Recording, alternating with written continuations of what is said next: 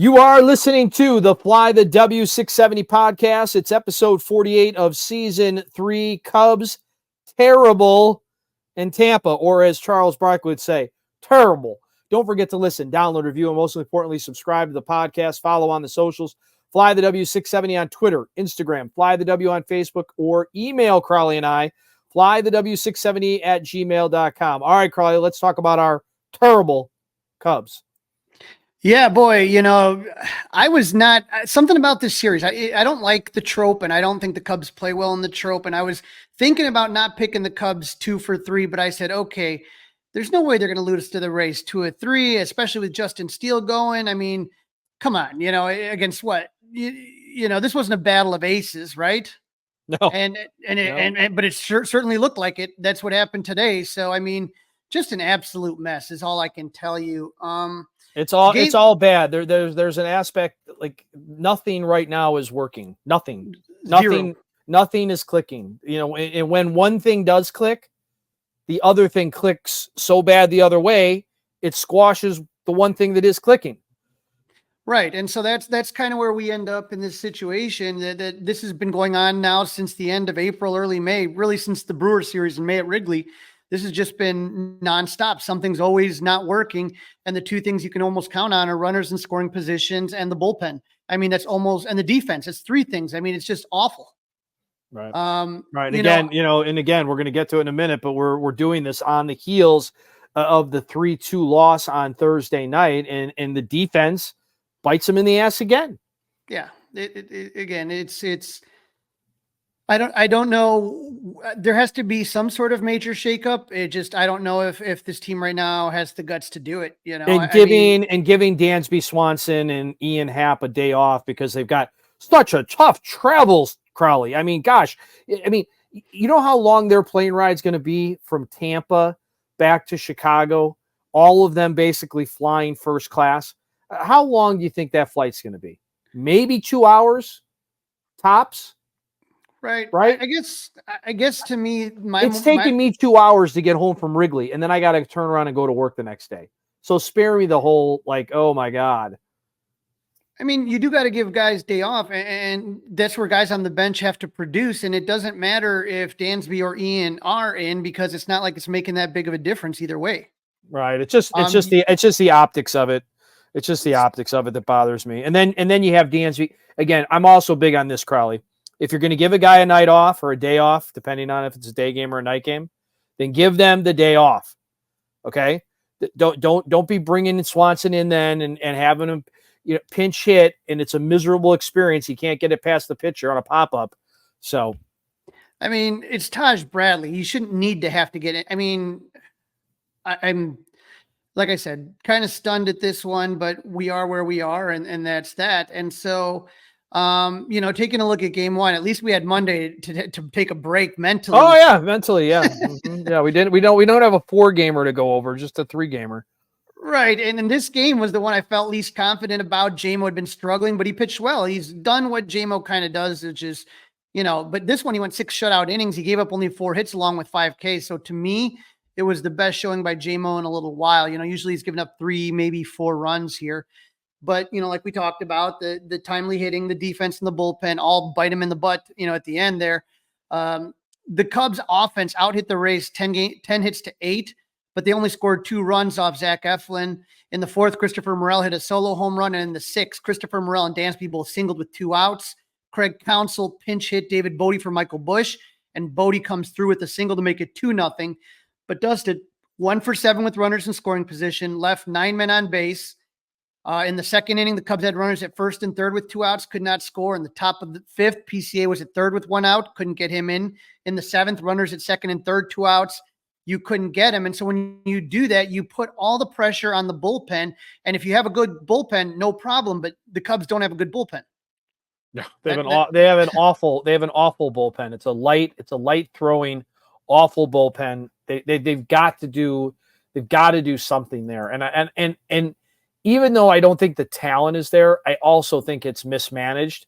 And I don't know if this is a Tommy Hotovy thing, if this is a Craig Counsell thing, or it's the combination of them not maybe knowing how to work as well together perhaps. They're still learning each other, maybe. But this bullpen and the use of the bullpen, in my opinion, is just awful. But Dustin, we went over this the other day. It doesn't matter who they put in, they screw up. I mean, I don't know. Again, you went with Mark, it doesn't matter who it is. Someone keeps screwing up, and take your turn, spin the wheel of bullpen and somebody screws up. Yep. All right. We'll get into it. Let's stick to game one. Let's give the people what they came here for. Let's go through game number one for them. But in the bottom of the seventh, Mark Leiter takes over for Tyone. He walks the first batter he faces. It just doesn't seem possible, right? That you could come in relief and walk the very first guy. Right, and that's what he does. He strikes out Jose Siri. He gives up a single to Ben Rovert. He gets the quick hook.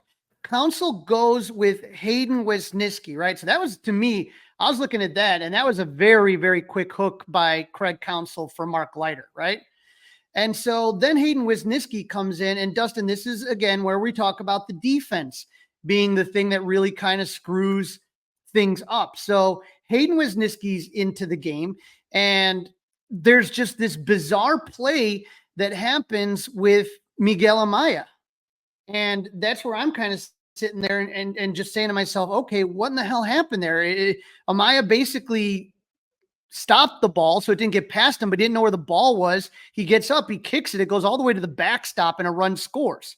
Yeah, I mean, if it's not one thing, it's another, right? So, as Tommy Hotovy pointed out, Amaya did a really good job stopping a very hard pitch to stop, but he also knew the pitch was coming. I mean, the pitch is throwing like that for a reason. But then he gets up and he kicks the ball around. And again, what are the Rays doing? The Rays are paying attention. The Rays are playing on their toes. The Rays are playing like not a team that's reflective of how bad their record is right now. Yeah, and you can't blame that on Hayden. He gets out of the inning, and so it was a bad outing for Mark Leiter, and Wesneski tried to clean it up, and then again he didn't know that Amaya was going to kick the ball, but they still have a 2-1 lead going into the ninth. Right, Hector Neris, right? Heart attack, Hector. We've talked about this how many times I can't even tell you, but he just can't.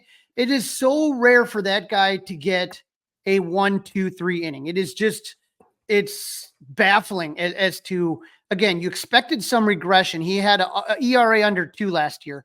But this is just absolutely just bizarre. And, you guys had a chance to talk to Tommy Hotovy on the Mully and Haw show. And here's what Tommy had to say about what happened to Hector. I think he felt, a little bit of the magnitude. Whenever you get a leadoff double to start the inning, it's going to put a little extra stress, on top of what you're doing. Hector's obviously been around the game a long time and knows when teams get on second base, one thing that they do try to do is relay signs to home plate at times. And that's always something that he's aware of and something he's on top of. And there are times where you feel confident in how you're making those adjustments on the mound, and there's other times where you just don't feel like you're quite locked in what you need to do by executing pitches at the plate. It's just part of the game. It's part of where the game is now, and I felt like just with the third pitch of the inning getting hit down the line for a double, you immediately put the rest of that inning into a high stress situation. There's been innings where he's had runners on base, but a lot of those innings he's gotten the leadoff hitter out too. So it's different when you have a runner on second and 1 out, or 2 outs than it is with nobody out. So, he's a veteran guy. That's been around the game a long time. Got his 700th career strikeout last night. I know it was in a game where we lost, but he's been in some big moments. He's been in some high pressure moments. He's pitched some huge games, and he's shown that over the course of the year for us. And he's going to continue to be a pro, and we're up for the times where he doesn't pitch well, and enjoy the times he does. That's just the type of guy he is. I just don't feel like he's pitched well. I feel like he has pitched lucky that he has gotten out of some of the jams that he has. And you're not going to keep doing that. You keep giving up doubles. You keep giving up walks. You're going to get bit by that. And that's exactly what ends up happening as he, as Hotovy talked about, he gives up a leadoff double after, so That's no good. He gets Jose Siri to strike out. He walks Ben Rodford he gives up a single to Jose Caballero to tie the game. Inning's not over. He gets Yandy Diaz to strike out. So Neris can still at least get out of it, try to get it into extras. Brandon Lowe's up to bat, and Brandon Lowe hits a 3-run homer, and the Rays walk it off with a 5-2 victory. And of course, Tommy's not going to throw anybody off the bus, but Bob Dylan once famously said, you don't need a weatherman to tell you which way the wind blows. I don't need Tommy Hotovy to tell me about what Hector Neris has done in the past.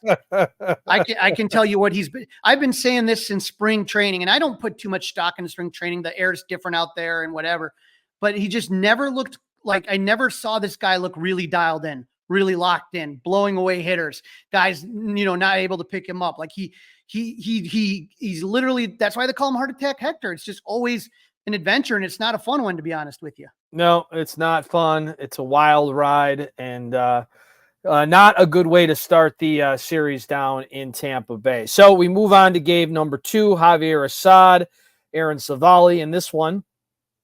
Yeah, the Cubs do get to win this. They do win this one, but Dustin, it was eerily similar to the first game, right?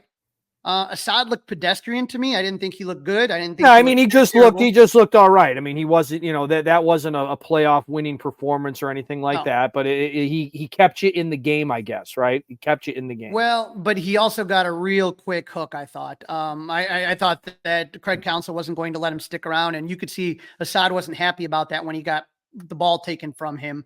He went 4.2 innings, gave up 2 runs on 5 hits, 2 walks, and 4 Ks. In the bottom of the third, Dustin, he walks the number 9 hitter, Tyler Walls, who came to the game. That's the thing, right? It's the walks, and then on top of it, it's who you walk. Right. The guy's hitting 143. He gets the next 2 outs. Walls steals second, and then Isaac Paredes doubles to put the Rays up 1-0. Now, Seiya Suzuki answers right back, a leadoff home run in the top of the 4th to tie it. But as the pattern's been lately, you get the lead, you give it right back, right? And so in the bottom of the inning, Jose Siri hits a home run, and the Rays are up 2-1. Once again, the offense struggled with runners in scoring position. In the first, they had the bases loaded, 2 outs, couldn't score. In the 5th, the Cubs had runners at first and third, 2 outs.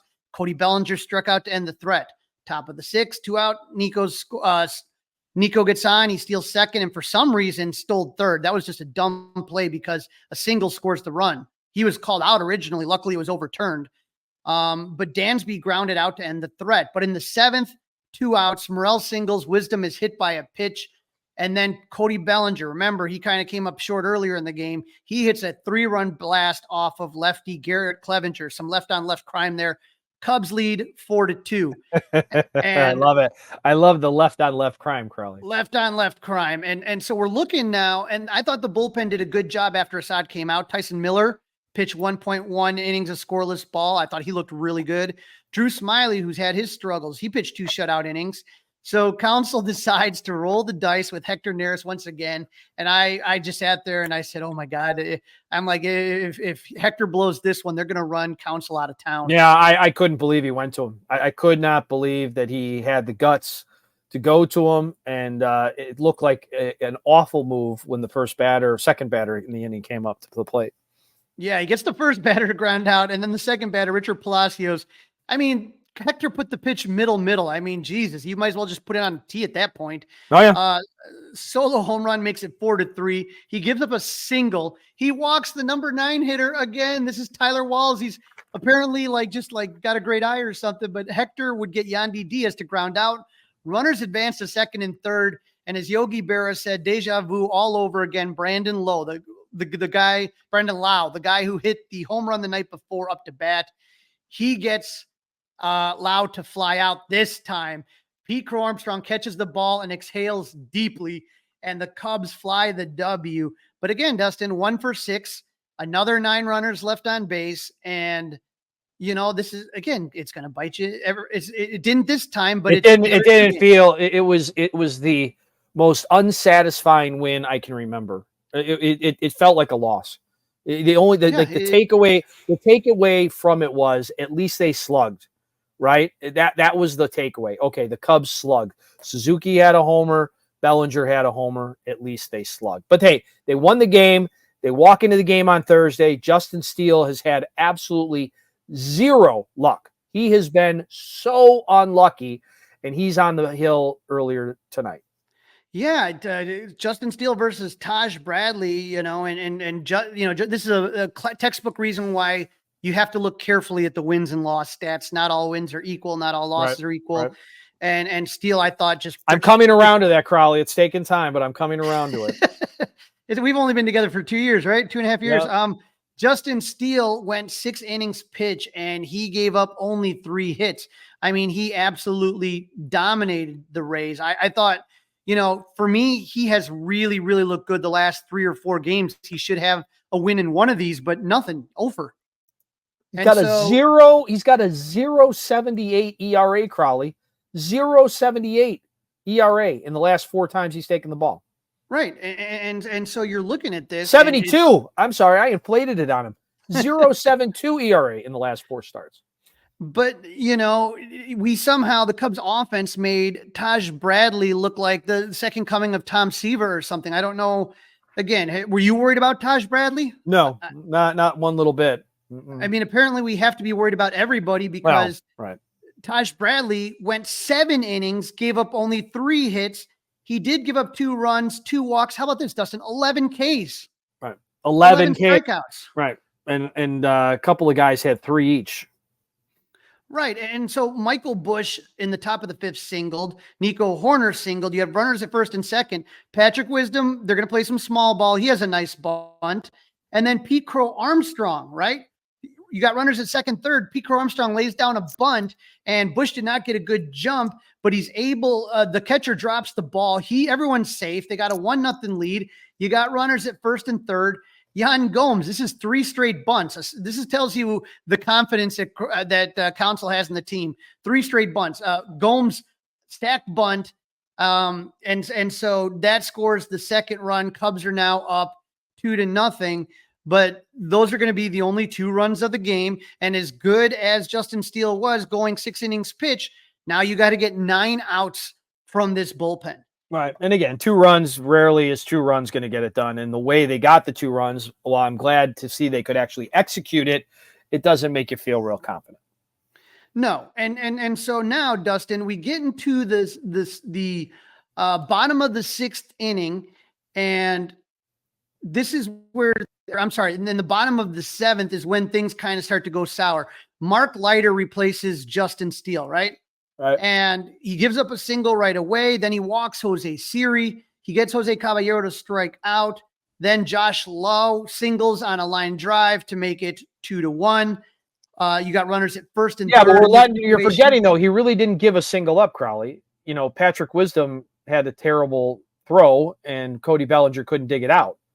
Yeah. That's what started this whole thing. And then I think it gets in your head that if that damn third baseman or if that first baseman or the third baseman had done their job, then I could have gotten out of this inning. And then they give it up. And that's the mental toughness isn't there of this team either. Right. And again, should Patrick, I'm not asking for Nick Magical, but maybe Luis Vasquez or somebody that can field. Luis Vasquez, somebody has to be able to play third base defensively. And so the error by Wisdom, the Siri walks, he gets Jose Caballero to strike out, and then Lowe singles to make it 2-1. And then again, Josh Lowe steals second base. I mean, everybody is just running. It's off to the races against this team.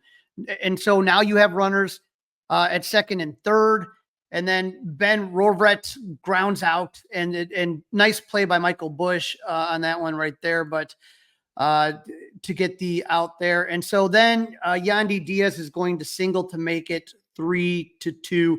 Tyson Miller comes in, but at that point it's too late. And then you're looking at the situation here, and the Cubs just can't mount any kind of comeback again. They lose this one 3-2, and they are going to go 0-for-4 with runners in scoring position and 4 left on base. This was a game you should have won, Dustin. And we talked about how Tampa Bay, as far as are just in the bottom third in every category you can imagine: average, slug, starting, pitching, relief, a defense, everything. And they outplayed. Still good enough. Yeah, still good enough to beat the Cubs. So the Cubs now, Crawly, 33-36. They have played a major league leading 28 one-run games, 4 more than any other team in baseball, and they are 13-15 in those games. Yeah, Dustin, and when you kind of look at this right here, I mean, it's The bullpen is a huge part of it. The bullpen through 67 games, this was this morning, Marquis put this out, in 2023, had an ERA of 4.60, a whip, that's walks, hits, and innings pitch of 1.40, and 6 blown saves through 67 games last year. This year, Dustin, 2024, 4.47 ERA. So the ERA is actually better. The whip's actually better, but now they're up to 15 blown saves. So, I mean, that's more than double what they had at the same time last year when it comes to blown saves. Think about that. If you cut that in half, to 7, which would have been more blown saves than last year. Where would you be if you had 7 more wins? Right on the heels of the Brewers. So that's the difference right there. And Jed Hoyer was on 670, the score. And he said something that kind of really bothered me, kind of talking about, the answers being internal. And this is what Jed had to say. And I'm not saying he's wrong. Some of these guys have got to step up and produce. Here's what I'll tell you once we play the clip, what my problem was. One thing that gave me some comfort, is last year, and it's actually eerie in the sense of from the days that it happened. But, we spent most of kind of late April and May of last year playing, unfortunately, similar offense to this year. And a lot of it was how we hit situationally. And the way we sort of came out of that stretch was we just started hitting and started getting those hits. And, we went through a stretch, sort of like from mid-July until September, where we really hit, we really started, spreading games out and scoring a lot of runs. So I do feel like, the situational part, I do think that will come around. And you're totally right. Like, I was watching the game on Sunday, and it felt like the kind of game where, okay, we're going to be able to get up 6 or 7 runs and just everyone will be able to sort of like have a win that we could relax. And instead you got the tying run on base in the 8th inning. And it felt crazy that was the case, given that I think at the end of the game, we had 15 at bats with guys in scoring position. They had 3. It didn't feel like it should have been a close game. And frankly, the game on Saturday was the same way. I think we went 1 for 14 with guys in scoring position. And I do know if we keep putting that many guys on base and keep having those kind of at bats, like, good things will happen. But I understand patience is a hard thing to preach. The answers have to be internal. We're not going to be able to turn over all of those things, all of the offense. And there's a lot of good players in there that are going to play better. But it is totally fair to ask questions by the deadline. I know that's always a focus, and we'll keep looking, but I do think the answers are internal. I have no doubt. I agree with him. There are guys that are just not producing, and nobody's at the same page at the same time. And if one guy's hot, the other guy's cold. If the starting pitching's good, the relief's bad. The defense has just been bad the whole time. But to think that you can pull off what you did last year, remember 10 games over to 10 games under, that's a real big ask to pull that rabbit out of a hat 2 years in a row. And so when is this going to happen? When is the hitting going to happen? How much further back do you have to fall? And if you remember from last year, they ran out of gas. They used everything in their tank to get back into a position and then ran out. If they would have made the postseason, Dustin, I don't think they would have gotten out of the first round. I think they were out of gas is what happened. And so I think this is a better team than last year. They're not performing. They are so not performing. And Crawly, at this point, outside of the starting pitchers where there's a guy or two, maybe. I mean, who's even playing? Bellinger, maybe. Bellinger's playing okay. Everybody else is playing under where they should be, right? It hasn't been good. It hasn't been consistent. I do want to address one thing, though, and I saw this on social media, well-known Chicago personality saying that, that this team, just doesn't care if they win or lose. And I don't think that's the case. I think it's actually the opposite. I think these guys right now are walking on eggshells. And I think when Jed talked in that clip, he kind of mentioned a little bit about he thought they were going to have an easy, relaxing day the other day. These guys have to play every game tense. It magnifies everything. And I think that's adding to the errors. It's adding to the bullpen problems. It's pitchers trying to be too fine, starting pitchers. It's guys coming up empty with runners in scoring position. They care too much is the problem. And they're not just baseball is a game where you have to forget what happened the previous at bat, the previous inning. You can't take it out with you in the field. I think they're mentally twisted right now. Yeah, I know we were preparing for the podcast. I don't know if you caught, if you're watching on Marquee or if you're listening to 670 or how you were consuming it, but I was watching on Marquee, and as the Cubs were taking their last wraps of the game earlier tonight on Thursday, they did a pan shot of the dugout, and the look on one guy's face as they kept going down the line was worse than the next. They look like a team that's out of gas, that's pissed off, and looking for answers. You are listening to the Fly the W670 podcast. It is season 3. It's episode 48. The Cubs, terrible in Tampa. Don't forget to listen, download, review, subscribe to the Fly the W podcast. Leave us a 5-star review. You can email Crawly and I, flythew670@gmail.com. Don't forget you can watch us, that's right, on the 670 The Score YouTube page. Wrigley Field was the first sports stadium to have an organist playing music in a baseball game. And in this segment, Crawly talks to the author and journalist Lillian Stone about the resurgence of live organ music at sporting events and about the Cubs' young, talented organists leading that way. Joining me now on the Fly the W podcast, I am glad to have on Lillian Stone. She is a humor writer, a journalist. She contributes to all sorts of different things like the New Yorker, Men's Journal, and the one that I found, your article on the defector, which was absolutely phenomenal. Lillian, how you doing today? Hey, I'm so good. Thank you so much for having me. So as I was saying, I'm a guy that's always kind of just reading different articles, and I came upon your article on the defector. The stadium organ is alive and as goofy as ever. And once I started reading, I'm a organ aficionado, and I don't think people really understand the history of the organ and the organist at Wrigley Field. What was it that kind of got you thinking about this article? Yeah, I was not at a baseball game. I was at a hockey game. I also live in Chicago, so I was at a Blackhawks game. And sometimes they will have organists. I don't think they have a full-time organist, but they'll have organists at the Blackhawks games. And I was like, who is that? I was like, I want to know their story. I want to know how they got into it. It's such a niche field, and also like not something that you think of when you think of pursuing classical music professionally. So it was just curiosity. I'm also a lifelong baseball fan. I was raised going to Busch, which is maybe sacrilege, but we'll forgive you for that one. But yeah. So I was raised in Missouri going to Busch, and I don't know, it's just an iconic sound. It's the sound of the summer. So I've always had a personal interest in it. But kind of what I like to report on is, things that people might see as in the background or background noise, and digging into things like that, like the organ. It's fascinating and it has such a rich history, and it's also so funny. Like the organists themselves have incredible senses of humor, which I think is so cool. And so if people don't know, Wrigley Field is credited as being the first place where an organ was used at a ball game, correct? Yes. Yeah, that's correct. It was in 1941. It was Ray Nelson. And he wasn't the first full-time organist. That is kind of like a common misconception. That was Gladys Gooding. But he was the first person to play the organ at a baseball field. Yeah. And, over the years that, like you said, for a lot of people growing up, the organ was the sound of summer, the sound of ball games. And I guess for me, I first kind of got cued into the organ, really paying attention to it in the late 80s.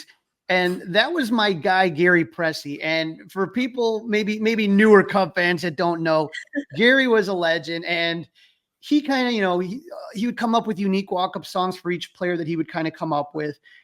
And he was considered the Iron Man, really, of organ playing. He was a guy that played over 2,000 consecutive games at Wrigley Field. So you're talking about a career where it was 33 years that he was the Wrigley organist. And then, he kind of surprised people in 2019. He announced his retirement, and it was almost like, oh my God. Now, while Wrigley continued their tradition of the organist, you wrote a little bit about the mid-aughts and how that was not a great time for organ playing. It's true. Yeah. I think that a lot of people thought that the organ was done for during that period. I mean, this was a little later, but Nancy Faust at the White Sox retired in 2011. A lot of people were worried that she would not be replaced. And there are a lot of other teams who I think kind of leaned too far into the tech capabilities of the time. Like they had the capabilities to pipe in pre-recorded music in the stadiums. They had the technology that they may not have had before. So they kind of overcorrected and they were like, we probably don't need this. And they quickly realized that the fans hated it. The fans demanded that the organ return, which I think is so cool. Yeah. And so it's interesting now because, Gary loved Gary Pressey, but he's a guy that, he would kind of come up with some songs and they were a little bit older and kind of like some of those old roller rink songs, you know what I mean? Mm-hmm. Yep. That you remember playing. But what I started to notice in like the 2010s is that the expectation of organists had changed as social media became bigger and bigger and played a more important role. And the one that I kind of started getting tuned into is Matt Kaminsky from Atlanta, who actually grew up in Arlington Heights, a suburb of Chicago. And, he would just do some really, really funny stuff.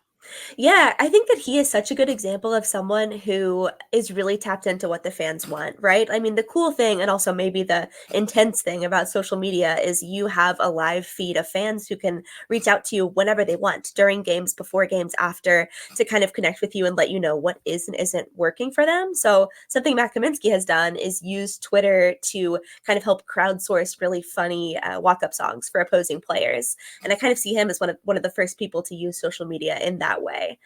We see a lot of the other guys, some of the younger guys, like the two guys that we have, the Cubs, who are using social media now in kind of that crowdsourcing way. But I think that Matt Kaminsky was kind of the first.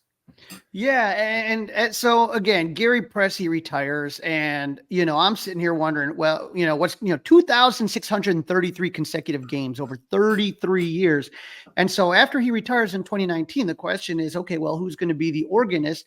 And we were surprised the Cubs actually got two organists. So I said, okay, this is going to be interesting. And they are two just awesome guys. I know them both, and they both have their own unique style, which is really interesting. So when I go to a ball game and, I listen, I very carefully listen, you got John Benedict, a lifelong Cub fan, and a guy that,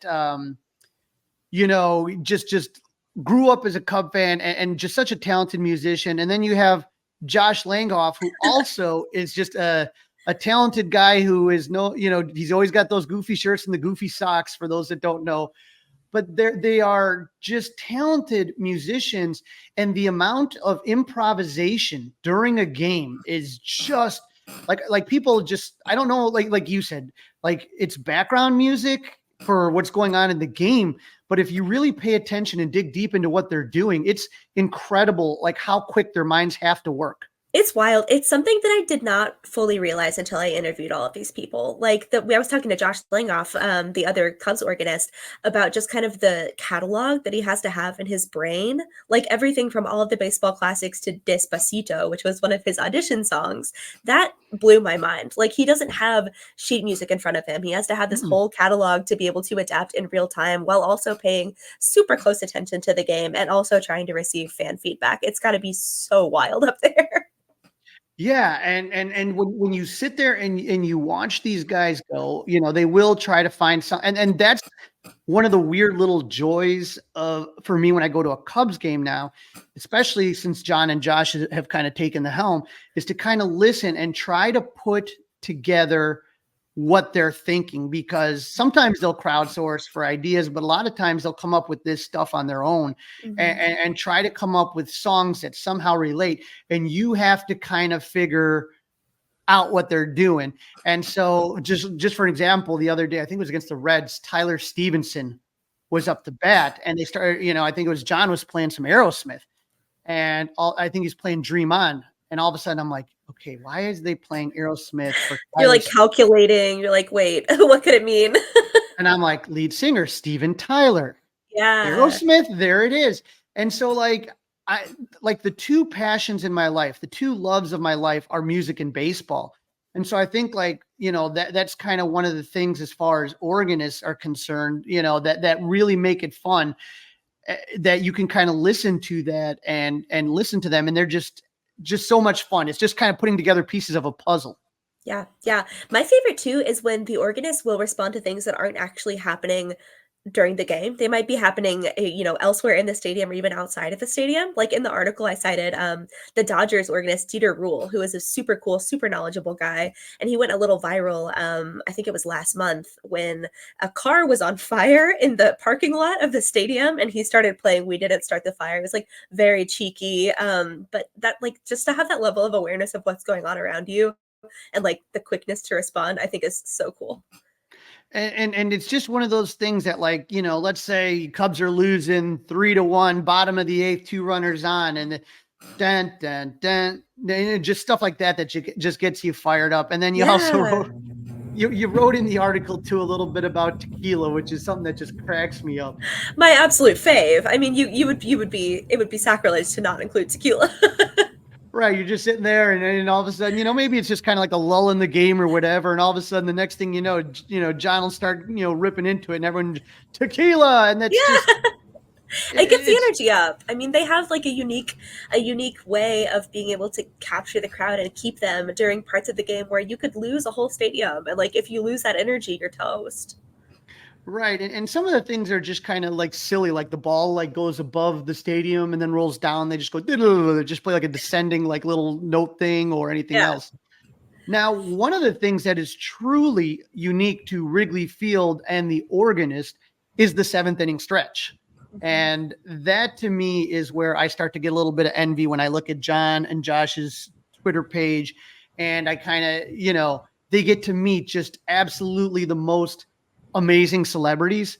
And it's hard because you don't know. And I remember even when Gary Presley would do this, you just play the initial chord of it and you're waiting for the guy. Sometimes they'll just start babbling, whoever the singer is. Sometimes it's Ozzy Osbourne and he's speaking in an alien language. Yeah, he doesn't speak English. Right. It was definitely something interesting, but somehow you have to navigate that ride. Sometimes people sing fast, sometimes they're slow.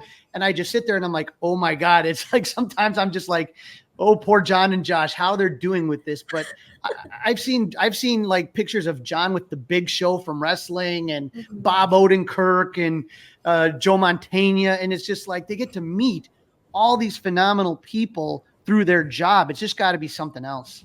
Yeah. Well, and as you mentioned, like the stakes are high, not just because they're engaging with these like super famous people, but also because they have, a whole stadium that's listening to them. But one of my questions for both of the guys was, do you get nervous? I feel like I would get so nervous. I would be a wreck beforehand, but they practice an intense amount. Like they are in there hours before the game, working with the announcer, getting their fingers warmed up. Like the level of practice and expertise that they have is pretty mind bending. So they don't get as nervous as you would think. Right. And just the musical expertise that the two have just really blows your mind. Just like you said, to be able to have countless songs in your head and to be able to play them in an instant, really, truly, it is something else that I'm just so impressed with the level of musicianship that all these organists have. Yeah, agreed. And it's so cool to see that the teams are, the teams recognize that and the teams are continuing to invest in this art, which I think is really special. And you mentioned that, a lot of people are now starting to put cameras in the organ booth so that they can actually show you behind the scenes stuff, which is really cool as well. Yeah, John Benedict is a huge example of this. He goes live on TikTok pretty often, and the way that he kind of frames it is it's just a guy doing an unusual job. Like it's the same way that people will watch construction workers on TikTok, just because it's something that is outside of their daily lives. So it's not like he puts on a huge production for TikTok. He just puts the phone there and records himself, and he has a massive following because it's fascinating. Now, when you go to Wrigley now, are you listening even more careful than you did before for the organ? In every sports capacity, yes. I feel like I am paying more attention to even like the sports, like the DJs. I watch a lot of WNBA, so I'm watching what the musicians are doing there. Hybrid, like DJ musicians like Sir Foster down in Atlanta. I am super tuned in to like whoever has taken the musical helm at whatever game I'm at. Well, Lillian, I really, really enjoyed your article. And again, I think that if you're a Cub fan and you really don't know the history of the organ at Wrigley Field, the Lowry organ, it really is a great article, like a good introduction as to, the history of the organ at Wrigley Field. Not only that, but the way that, organists are expected to kind of engage with fans and just how much fun it is. Lillian, where can people go to find more of your articles? Yeah, so I write all across the culture sphere, the culture spectrum. So you can just go to my website. It's lillianstone.com. I'm also across social media at Original Spencer, or you can just look up my name. And I also have a Substack newsletter once a week called The Big One. And we are going to tweet out the link to this article so you can follow it along. And you can follow Lillian Stone. Where can they follow you on the socials? Yes, yeah, Instagram, Twitter. It's just at Original Spencer. Lillian Stone was taken. And that way, like I said, I'll put a link to this article. And if you're not following John Benedict and Josh Langhoff as a Cubs fan, you're doing it wrong. Make sure that you correct that immediately. Follow these guys because, like I said, we are blessed to have not one but two talented organists, and we have the tradition of Wrigley Field. And hopefully, when fans go to games next time, they'll listen a little bit closer, just like you did, Lillian. Totally. Thank you so much. Thank you for coming on. All right, this is the Fly the W670 podcast, episode 48 of season number 3. Cubs terrible in Tampa. Don't forget, listen, download, review, subscribe to the Fly the W podcast. Leave a 5-star review. Email Crawly and I, flythew670@gmail.com, and you can watch us. That's right. We're on YouTube on the 670 The Score YouTube page. All right, Crawly, let's give them the most current standings as it is right now. Right. Unfortunately, we don't. Right now, we know that the Milwaukee Brewers in first place with a record of 40-28. The Cardinals are in second place with 30-34. Then come the Reds at 30-35, and the Cubs are at 33-35. And then come the Cubs 33-36, 7.5 games behind the Brewers. And Pittsburgh Pirates are in last place, 32-36, 8 games behind the Brewers. But $200 million doesn't get you as far as it used to, No, not quite as far as it used to. So disappointing where they are in the standings. I know some news that's very near and dear to your heart. We now have some exact times on the Ryne Sandberg statue unveiling, which I know at one point you were upset kind of got pirated by the four-letter network. Absolutely. I mean, how are you not going to play the 40th anniversary of the Sandberg game during the day? As God intended. But the statue unveiling will be, the Ryne Sandberg statue unveiling will be at 3 p.m. on June 23rd. The statue is done by Lou Sella, who's done all the other sculptures. He's brilliant. And this was supposed to be a day game. It's flexed tonight, but we do know now that Tom Ricketts is going to say a few words. Teammates Larry Boa and Sean Dunston will speak, and announcer Bob Costas, who called the Sandberg game 40 years to the day for NBC's Game of the Week, will also have a chance at the mic. Yeah, that's going to be special. Crawly, for everybody, including yourself, how does this unveiling work? So it's in Gallagher Way, I'm assuming, right? Yeah, there's in Gallagher Way, there's a VIP section where the dignitaries all come and you'll see all the teammates and stuff like that. The guys will all get up and say a few words. Sandberg will say something, and then they'll pull the blue tarp off and you'll get to see the statue for the first time. Now you'll get to see it. I mean, so anybody who has a game ticket can get into Gallagher Way at that point and watch this go down. Correct. They just can't go into the VIP area. And then right on the triangular building, the Gallagher Way building, you'll see they'll have the Jumbotron up and they'll be playing the marquee recording of it. So you could see everything. Gotcha. Are you going to get yourself into that VIP area? We'll try. That's all you can do, right? All right, and that is coming up on the 23rd, so a week away from right now, right? That's going to be the end of the Cubs are starting a 9-game homestand tomorrow over at Wrigley, and this will be at the end of that so a week from this Sunday is what we're talking about. All right, Tuesday, we found out that Ben Brown was put on the injured list with a little bit of a left side issue, a little left neck issue. Yeah, he was sent to Chicago. Looks like he's going to be out 15 days. Colton Brewer was reinstated. So I see Ben Brown. I think that they are going to give him a chance at the closer's job when he comes back. Yeah, I think this is a blessing in disguise, Crawly. I said that on the air. Got a lot of pushback from Mully and Haw on this one, but I think this is something that could help out everybody in the short term, and I think in the long term, Ben Brown will be back in that rotation unless he is just absolutely brilliant in the back end of the bullpen. But we can only hope, right? Yep. And speaking of bullpen, a whole bunch of minor league signings this week to try and help this beleaguered bullpen. They signed right-hander Connor Schultz from the Missoula Paddleheads of the Independent Pioneer League. He also pitched for Butler in Iowa. They signed righty Lisandro Almonte, who is an international free agent signed by the Rockies. He's only played in the Arizona Complex League. But the big move that Jed made was signing Jorge Lopez. You're going to say, where have I heard that name, Jorge Lopez? He was the guy that got DFA'd by the Mets at the end of May. He's 1-2 this season with a 3.76 ERA and 28 appearances. He has 2 saves. The Mets got rid of him. He was ejected for arguing a check swing call. He throws his glove in the stands. English is not his first language, and honestly, he probably shouldn't have spoken to the media afterwards, and he made a bunch of stupid comments. And so, I mean, for the Mets to DFA you, that, for stupidity, if the Mets are DFAing you, that's pretty bad. It's pretty bad. But again, I'm not upset by this move. I mean, no. I'm all for it. What do you got to lose? Roll the dice. He was an all-star for the Baltimore Orioles in 2022. He's a 31-year-old righty. He's been on 7 different teams so far. So that's a little bit of a red flag right there. We'll see what happens. So we'll see what happens. Again, it can't really get any worse than it is right at this moment. All right, Crawly, let's preview still one of the greatest rivalries in baseball, one of the greatest rivalries in all of sports. That is Cubs-Cardinals.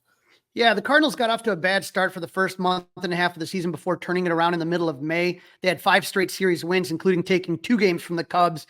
1 game was mercifully rained out. Both wins in St. Louis were 1-run wins, as we talked about earlier. In the first game, Jameson Taillon and Miles Michaelis gave up 3 runs, but the Cubs were leading 4-3 in the 8th when Mark Leiter gave up 4 runs on 4 hits in 2/3 of an inning.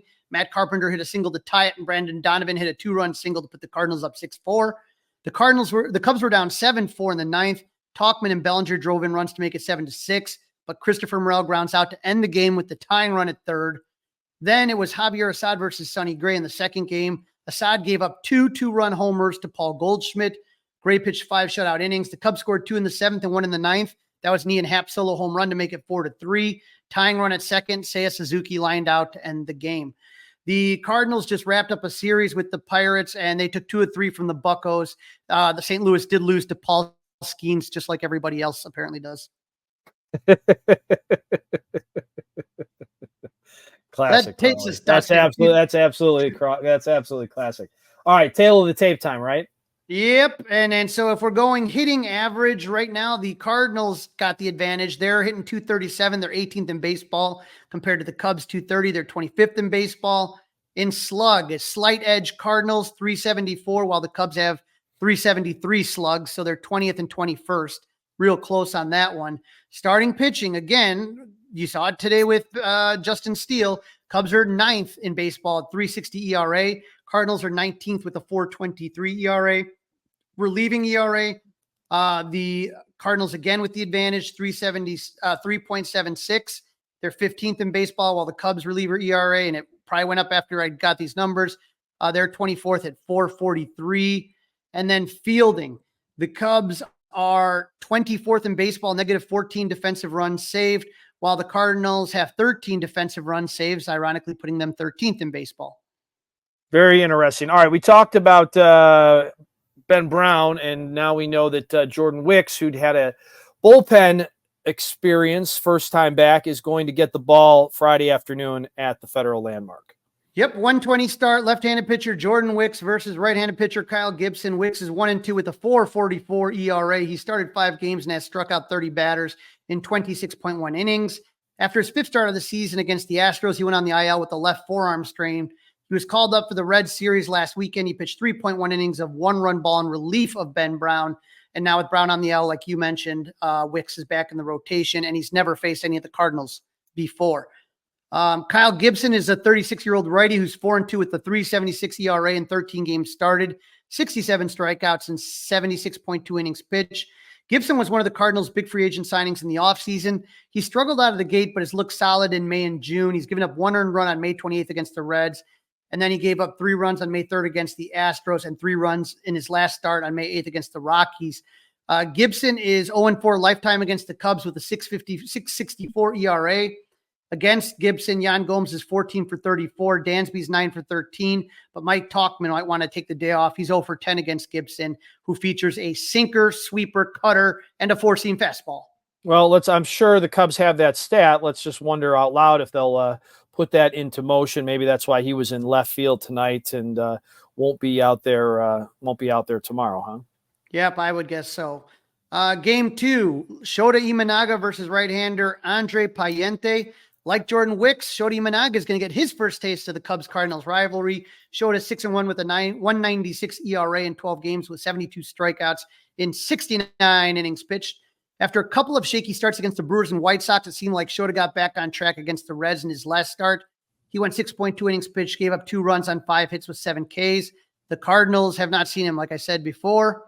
Andre Payente is a 25-year-old righty who broke camp with the Cardinals out of the bullpen, was optioned to AAA at the end of April, and was called up at the end of May as a starter when Steve Matz went to the IL.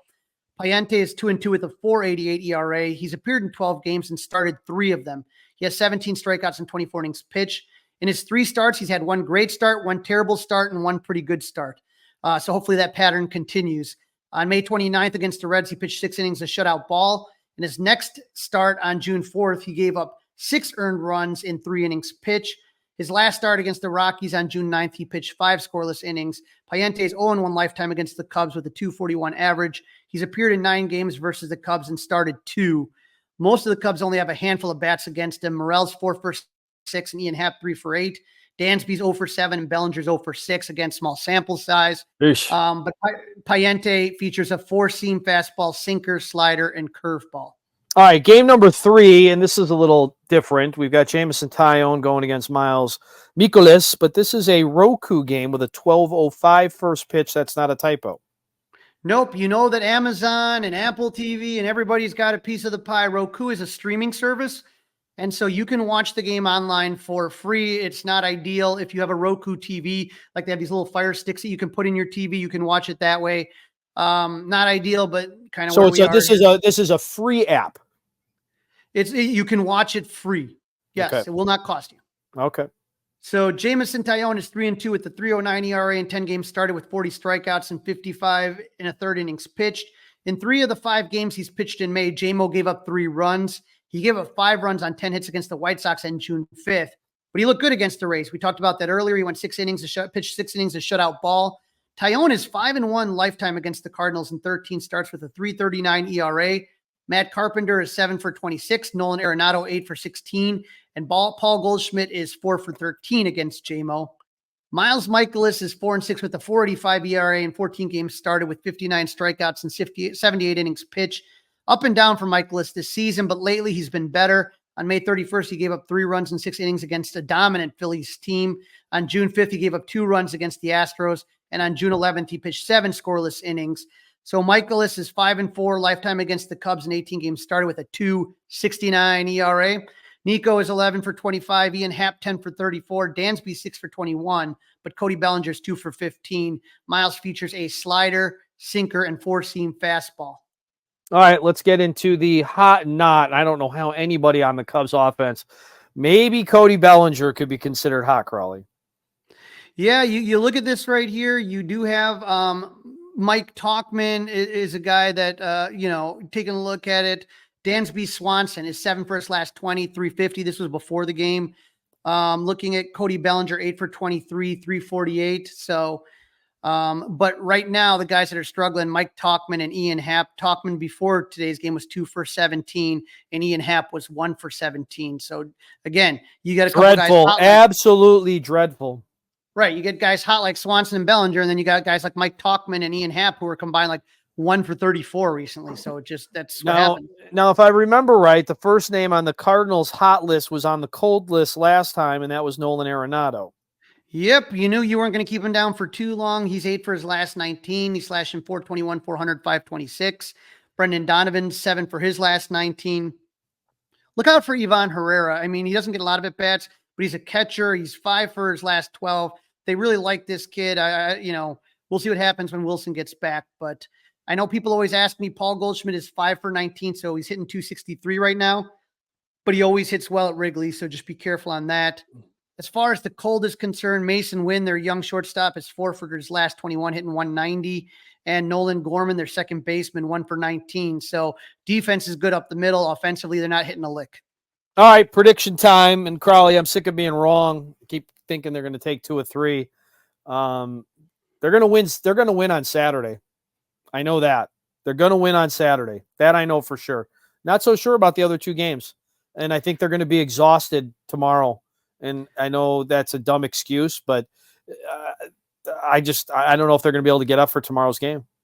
I'm going to tell you, Dustin, is that when I look at things and I look at everything on paper, last couple of times I've kind of said to myself, you know what? I don't think when it was the 4-gamer, I thought that they were going to lose that series, but I said, I'll give them the split. And then I was looking at the numbers with the Rays, and I'm like, I think the Cubs can take this one.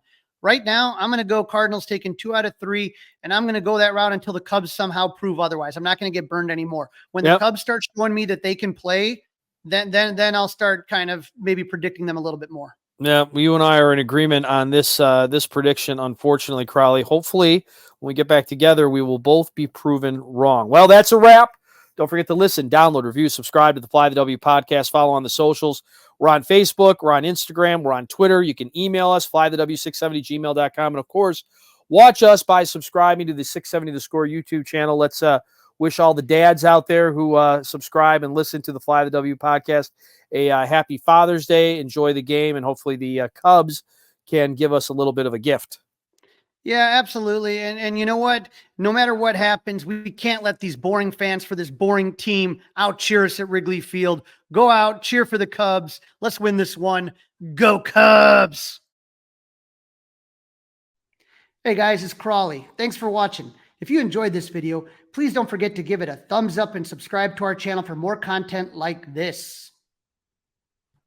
If you want to see more of our videos, be sure to check out our playlist and let us know what you think in the comments below. Also, don't forget to follow us on social media to stay up to date with our latest episodes. Links are in the description. Thanks again for watching, and we'll see you in the next video. Go Cubs!